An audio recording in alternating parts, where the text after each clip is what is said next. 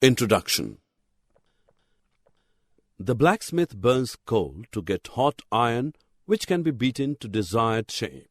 A variety of fuels is used in daily life such as coal, petrol, charcoal, LPG, etc. Do you know which chemical process is taking place during the burning of these fuels? It is combustion. In this lesson, you will learn about combustion of fuels.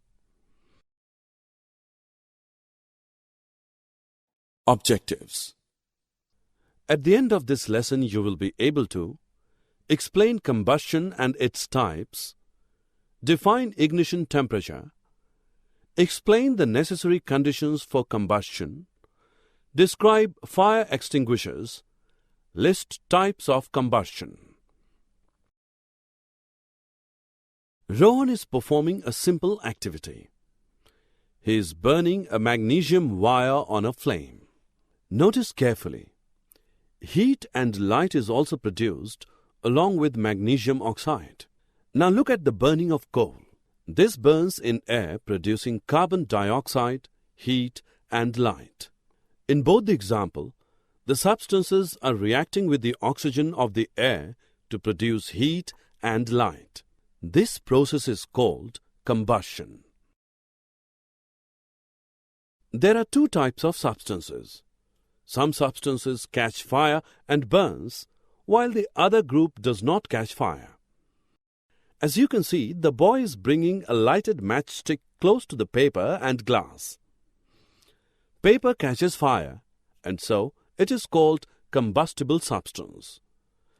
The glass does not burn, and such substances which cannot burn in air or oxygen are incombustible substances.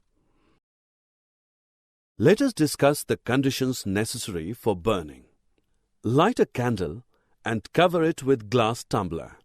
You will see that candle stops burning after a while. This implies that candle burns freely in the presence of air. Therefore, air is necessary for combustion. We just saw that a paper burns when lighted with a matchstick. Now bring the matchstick close to the piece of wood. The piece of wood does not catch fire. One lighted matchstick is not able to burn the piece of wood, but a piece of paper burnt quickly. This is because a piece of wood has not reached its ignition temperature. Ignition temperature is the lowest temperature at which the substance catches fire. Your mother would have told to keep burning matchstick or a lighter away from LPG gas stove in the kitchen. This is because LPG catches fire very easily.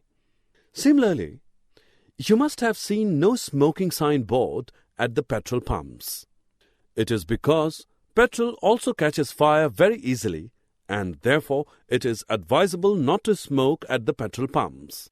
Substances like LPG and petrol are inflammable because they have low ignition temperature, due to which they readily catch fire.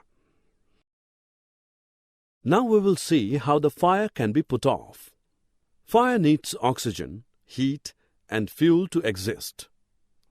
However, it can be extinguished by removing any one of them.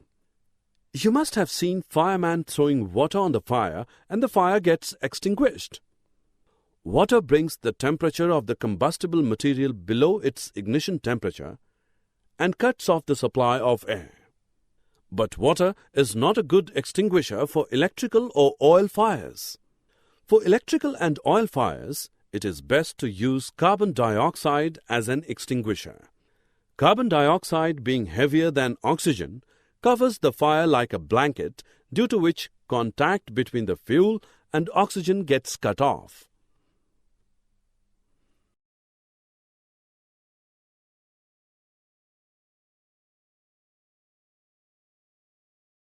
Let us now look at types of combustion. You can see a lady igniting LPG in a kitchen to make food. LPG burns quickly, producing a lot of heat. This type of combustion is called rapid combustion. When white phosphorus is left in the open for some time, it catches fire. This type of combustion is called spontaneous combustion. Other example of spontaneous combustion is the forest fire and fires in coal mines. You must have used fireworks during festival days. What happens when the cracker burns?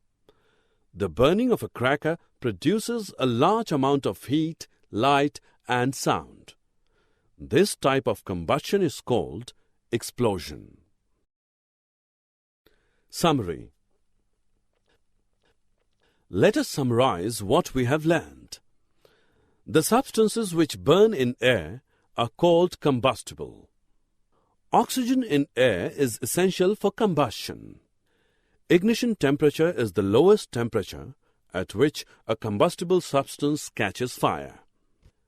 There are various types of combustions such as rapid combustion, spontaneous combustion, explosion, etc.